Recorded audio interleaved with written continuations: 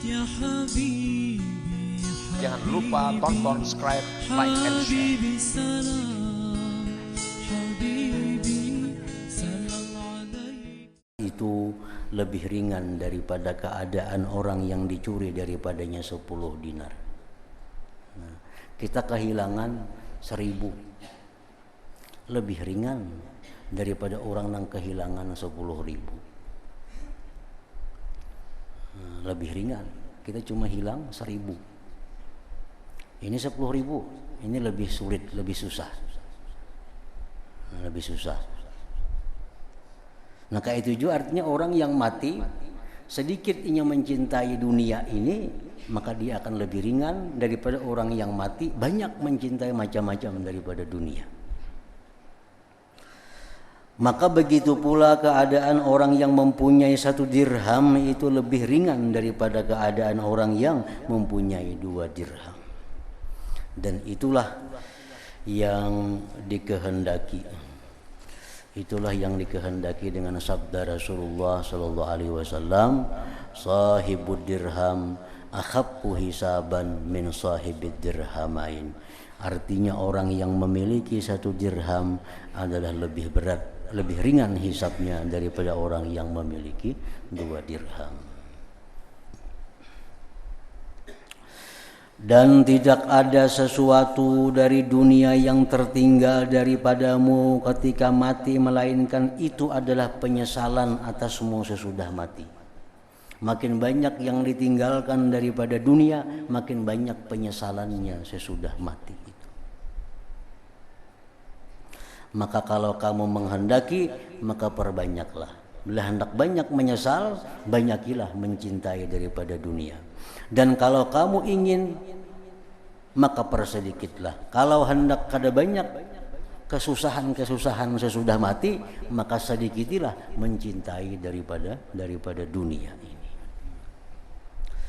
Kalau kamu memperbanyak, maka kamu tidak memperbanyak melainkan dari penyesalan. Dan kalau kamu mempersedikit, maka kamu tidak meringankan melainkan dari belakang.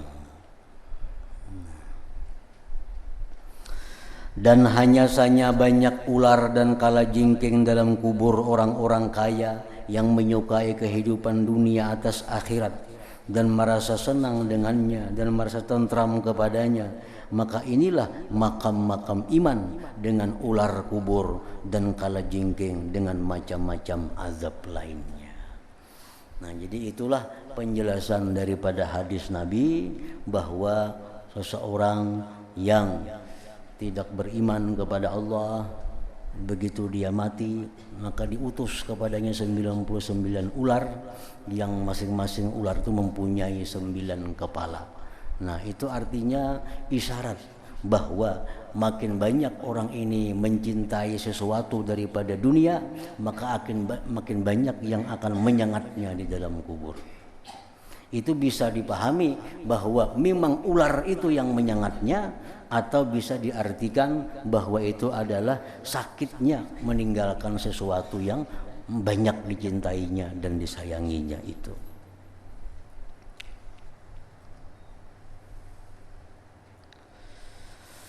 Abu Sa'id Al-Khudri melihat anaknya yang telah meninggal dunia dalam tidur. Abu Sa'id Al-Khudri sahabat Nabi bermimpi bertemu anaknya yang sudah meninggal dunia.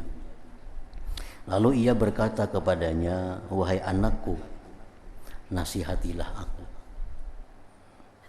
Anaknya menjawab, "Janganlah kamu menyalahi Allah Ta'ala pada apa yang Dia kehendaki. Jangan menyalahi Allah, karena itu akan menimbulkan kesusahan, penyesalan sesudah mati." Abu Sa'id Al-Khudri berkata, "Wahai anakku, tambahkanlah nasihat kepadaku." Apalagi nasihat lain pada itu. Anaknya berkata, "Wahai ayahku, engkau tidak sanggup." Abu Sa'id berkata, "Katakanlah." Anaknya berkata, "Janganlah engkau jadikan antaramu dan Allah 1 baju gamis." Nah, maka ia tidak memakai baju gamis selama 30 tahun. Nah, artinya janganlah banyak mencintai, menyukai daripada dunia-dunia itu. Nah, karena itu semua yang dicintai daripada dunia itu akan menyusahkan kita, akan mempersulit kita mulai alam kubur sampai seterusnya dihisab oleh Allah Subhanahu wa taala.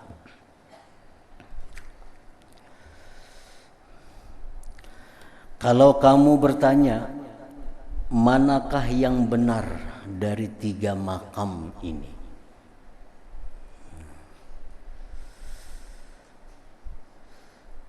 Pada minggu yang lalu Rasulullah menyatakan bahwa di dalam kubur itu akan datang 99 ular, yang masing-masing ular 9 kepala, yang menyengat, menggigit orang yang di dalam kubur itu, yang mana mereka waktu hidupnya mencintai daripada dunia ini. Diperiksa di kubur, orang kafir mati kada ada ularnya. Nah itu kan orang kafir tuh mati, diperiksa kan kita lihat ada ularnya. Nah kayak apa caranya mempaham hadis Nabi itu, sedangkan Nabi itu kada mungkin kada bujur apa yang disampaikan oleh Nabi. Dan ini berlawanan dengan kesaksian kenyataan yang ada. Orang yang mencintai dunia maka dia akan digigit ular-ular di dalam kubur. Begitu orang cinta dunia ini mati, diawasi, diperiksa, kan ada ular-ularnya. Nah, jadi antara kenyataan dengan hadis Nabi itu beda. Nah, kayak apa caranya supaya kita bisa menerima apa yang disampaikan Nabi itu, walaupun kenyataan yang kita lihat ini kada sesuai. Nah, semalam disebutkan Imam Ghazali itu ada 3 macam jawabannya. Satu jawabannya, orang yang di alam kubur itu sudah pindah dari alam dunia kepada alam malakut. Nah, alam malakut itu kada kau lagi dilihat dengan mata kepala ini. Nah, jadi itu orang dalam kubur, orang sudah pindah dari dunia kepada alam malakut, dan itu kada bisa lagi dilihat oleh mata kepala. Jadi pernyataan Nabi bahwa di situ ada ular banyak itu kita percaya. Nah, kita yakin bahwa itu ada. Kenapa kada ada barangnya kita lihat? Karena itu bagian dari alam malakut yang kada bisa dijangkau oleh mata kepala ini. Nah, itu satu jawaban. Nah, jawaban yang kedua dijelaskan Sidin bahwa orang yang sudah mati itu sama dengan kita, dengan kawan kita yang lagi tidur, yang lagi guring. Nah, kawan kita guring digigit ular. Nah, inya kuciak, kita ada tahu digiganya. Orang nang guring ini bermimpi disasahi orang gila. Nah, di kampungnya lawan parang, inya buka minta tolong, kita yang dihiga kada mendengar. Nah, orang dalam kubur pun bisa juga demikian. Inya menerima siksa dari Allah dengan siksa yang dahsyat, tapi kita di atasnya kada tahu, kada mendengar. Nah, itu jawaban yang kedua. Nah, jawaban yang ketiga, bisa juga ular-ular yang dimaksud Nabi itu bukan ular berbentuk ular, tapi artinya sakitnya sama dengan sakit dipatuk ular. Nah, jadi orang yang mencintai dunia ini melebihi daripada mencintai Allah. Begitu dia mati, dia akan digigit ular. Bukan ular menggigit, tapi sakitnya sama dengan digigit ular. Nah, untuk membayangkan dalam pikiran kita, lalu disampaikan oleh Nabi dengan ular. Padahal bukan ular, cuma sakitnya sama dengan orang yang digigit ular sedemikian banyak itu. Nah, jadi ada 3 makam. Nah, kalau kamu bertanya manakah yang benar dari 3 makam ini, maka ketahuilah bahwasanya pada manusia ada yang tidak menetapkan selain yang pertama dan ingkar kepada yang sesudahnya. Ada sebagai manusia yang mengatakan bahwa apa yang dikatakan Nabi itu benar adanya. Orang yang dikubur, dihimpit kubur, disiksa, dipukuli, walaupun kita kadang melihat karena bida alam. Dan apa yang disampaikan Nabi itu benar, kita wajib percaya. Nah, sebagian manusia ada yang mengikuti pendapat itu, dan dia ingkar kepada yang sesudahnya, makam yang kedua dan ketiga. Dan di antara mereka ada yang ingkar kepada yang pertama dan menetapkan yang kedua.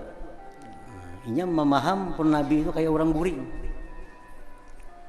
Dia bermimpi, sakitnya dalam mimpi sama.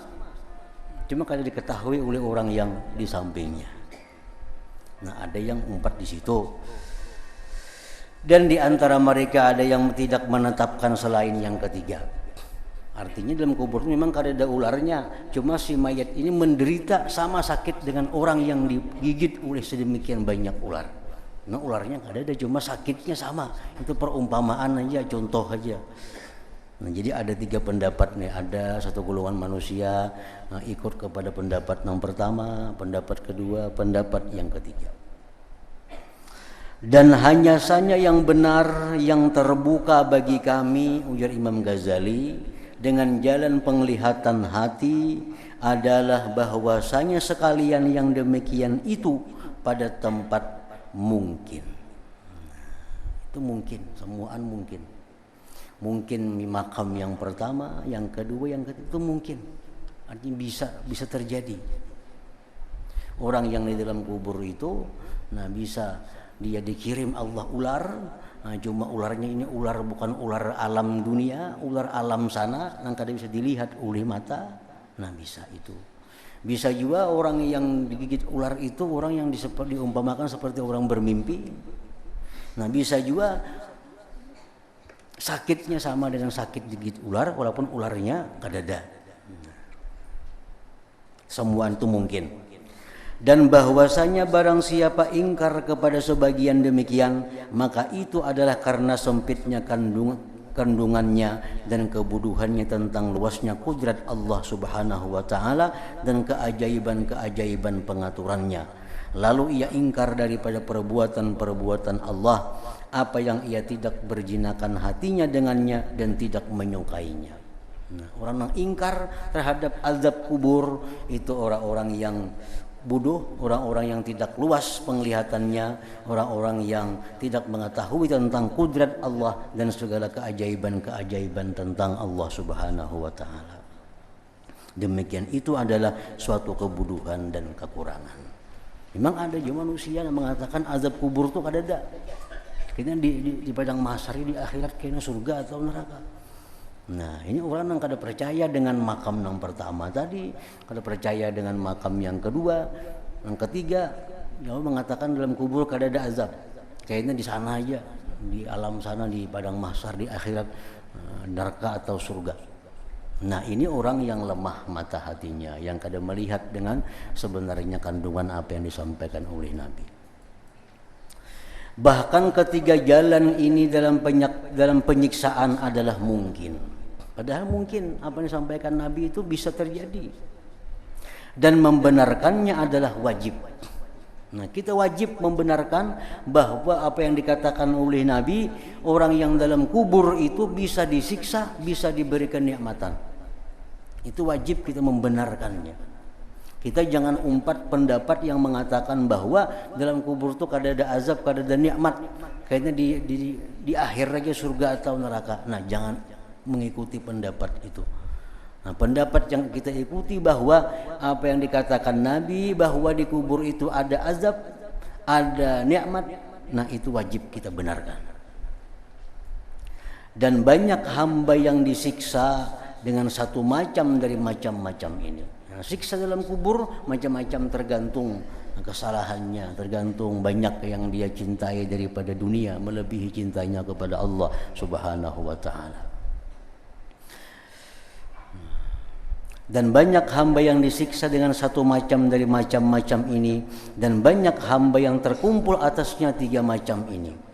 Nah, kita memohon perlindungan dengan Allah dari azab Allah sedikitnya dan banyaknya azab Allah itu. Nah, inilah yang benar. Maka benarkanlah itu secara taklid. Nah, kita kada perlu memikirkan urusan-urusan semacam ini, kita cukup taklid kepada Nabi. Nabi mengatakan bahwa orang yang mencintai dunia melebihi cintanya kepada Allah, dia dikubur akan digigit ular. Nah, kita taklid dengan Nabi, yakini bahwa itu bujur. Kada perlu kita menggunakan akal pikir kita artinya. Nah, Ujar Nabi, orang yang baik, orang yang ahli taat, orang yang beriman, begitu masuk kubur, dia akan dilapangkan kuburnya sekian puluh hasta. Percaya dengan itu dan taklid. Kada perlu kita menggunakan akal. Lain hal urusan ilmu tauhid. Tuhan itu esa, Tuhan itu kidam, baka. Nah itu kita menggunakan akal disuruh untuk mencari Tuhan itu esa. Apa dalil akalnya? Nah, karena kalau Tuhan itu dua, rusak sudah dunia ini. Saya kung hendak A, saya kung hendak B. Nah, kalau Tuhan itu kada kidam, berarti sama ya lawan kita. Kada mau Tuhan sama lawan kita. Nah, itu akal digunakan untuk ilmu tauhid seperti itu.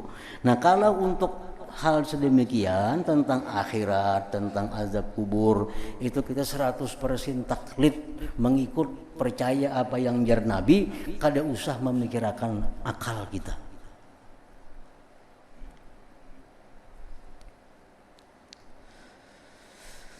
Inilah yang benar, maka benarkanlah itu secara taklid. Maka sedikit sekali di atas permukaan bumi orang yang mengenal demikian secara tahqiq. Memang ada juga orang-orang yang khusus yang diberikan Allah pengetahuan, seperti Nabi kita. Nabi kita, beliau liwat dengan sahabat, lalu ada kubur.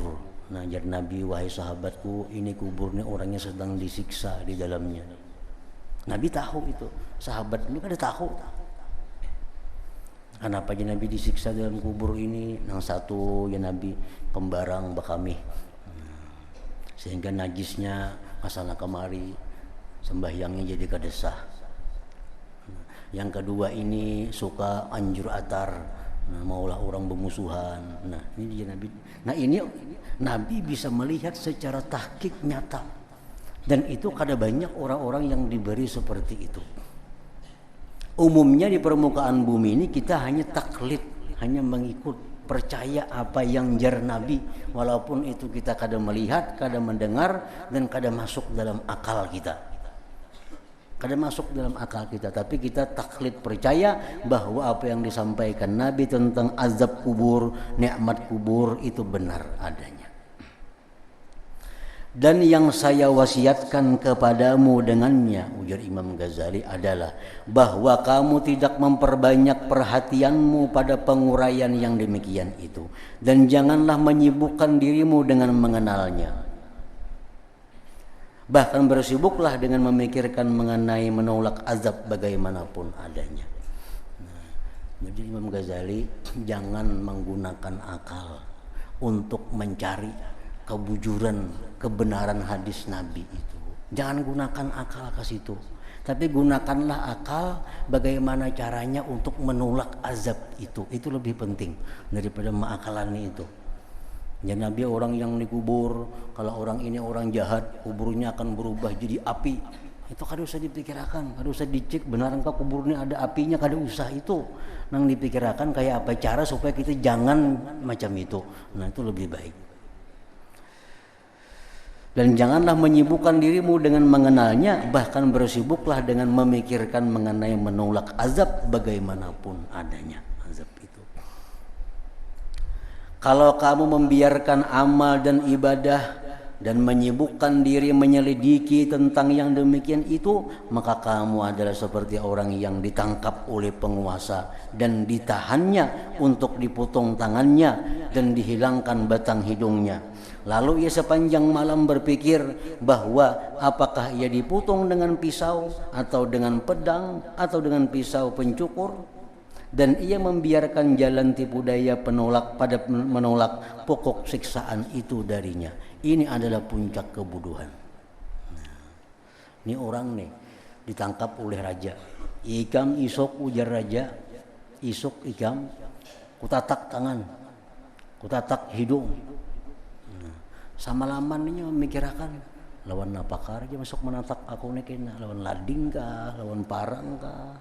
Nah, sebenarnya yang baik dipikirkannya malam itu kayak apa cara supaya rakyat jangan menatak, itu yang lebih penting dipikirkannya. Nah isuknya kayak apa caranya memandiri raja, nah supaya isuk jangan jadi menatak hidungku, menatak tanganku. Nah lebih baik berpikir itu malam itu pada memikirkan lawan apa raja kena menatak. Nah, sama halnya dengan demikian. Ya Nabi di kubur ada azab, kada perlu meneliti azab apa di kubur itu. Yang penting kita supaya jangan diazab. Nah, itu yang dipikirkan itu lebih utama.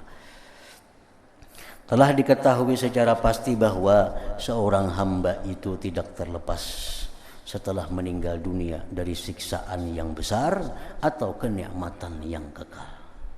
Maka semestinya bahwa persiapan untuk itu bagi yang demikian itu. Itu persiapannya. Dalam kubur pasti ada kenikmatan besar, ada siksaan yang besar. Yang kita pikirkan adalah persiapan supaya dapat kenikmatan, jangan sampai dapat siksaan. Adapun penyelidikan tentang perincian siksaan dan pahala adalah perbuatan yang tidak perlu dan menyia-nyiakan waktu. Nah, selanjutnya masih أحمد يا حبيبي Jangan lupa tonton, subscribe, like, and share. حبيبي